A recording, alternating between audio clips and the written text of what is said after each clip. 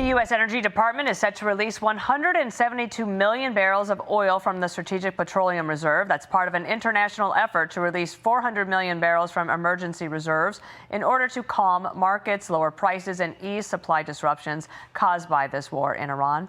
Secretary of Energy Chris Wright joins us now. You are certainly the man of the hour. The market was a little bit down, down about 450 points right now.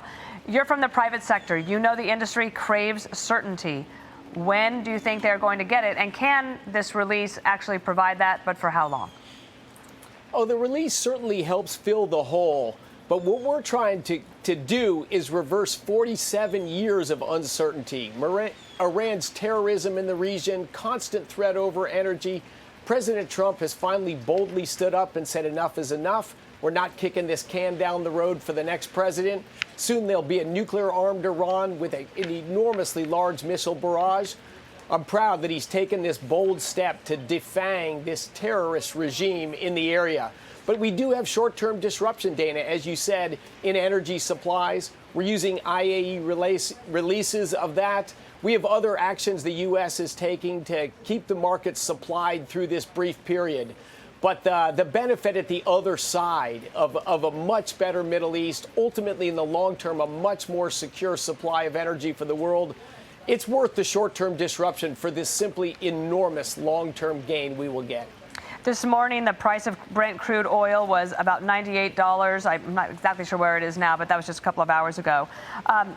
What was the straw that broke the camel's back that made you and the president decide to ask for this release? Because initially, for a while, it was that we didn't need to, and then all of a sudden, there was a change. So was there something that triggered that? It wasn't quite so all of a sudden, but late last week, we started to see Asian refineries talk about turning down the throughput of their refineries in India, in Korea, in Japan, in Thailand. And we really want to keep the refineries running so they can deliver jet fuel and diesel and all the products that keep the Asian economy running. And so if they felt that they were worried about their near-term supplies of oil, we said we've got a solution for that. That's what the Strategic Petroleum Reserve is all about. Japan is going to release 3 times more their pro rata share of this 400 million barrels. So they'll quickly put oil into those Asian markets to keep those refineries going. But that's what the SPR is for. Iran's military arm has said this: get ready for oil to be $200 a barrel because the oil price depends on regional security, which you have destabilized. And that's again from Iran's military arm. And then Chuck Schumer wrote this: Trump is doing what I called for 3 days ago. He's already created a lot more problems than this will solve. From the Strait of Hormuz blockade to his poorly planned and reckless war, Americans are the only ones routinely paying the price. Also paying the price, however, is the world energy market, and possibly you could tell us a little bit about your thoughts in terms of China in particular, as this grows more difficult by the day to get any ships through there. How much does this hurt China? Yeah, look, China is the world's largest importer of oil on the planet, and by a long shot. So the economic pain certainly largest in China. Most countries in the world are significant net oil importers.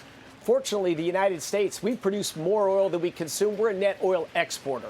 So overall for the U.S. economy, this isn't bad news.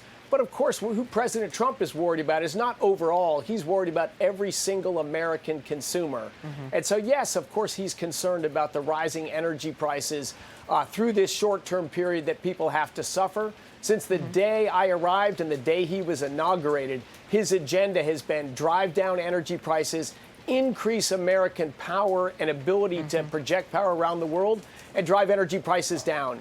But again, he is boldly making a decision to defang Iran, even knowing that it's a few weeks of disruption in energy markets. But America's strong, our production is strong, and we'll get through it. Let me ask you just 2 more quick questions. The United States is going to release 172 million barrels. How many millions of barrels do we have? Like, I know it's not an endless supply, but how much of the SPR are we releasing?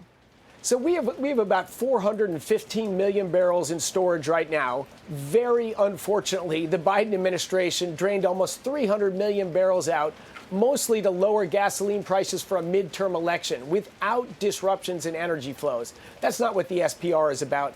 The SPR is about this, when we have short-term disruptions in flows to replace those flows.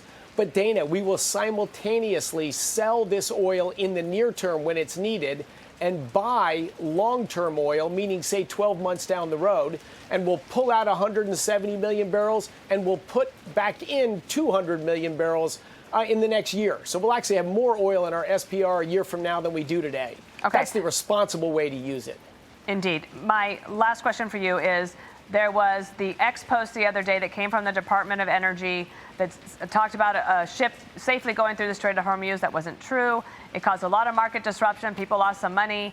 That tweet was deleted. As the Secretary of Energy, what have you done to make sure that that doesn't happen again? Are you going to personally approve those posts? Yes, I will. And yeah, that is a miscommunication in our department. I take full ownership of that as the person in charge of the department. Very unfortunate. It will not happen again. Secretary Chris Wright, thanks for being on the show. Thanks, Dana. Be sure to like and subscribe for all the Fox News latest on YouTube and catch full shows streaming now on Fox One.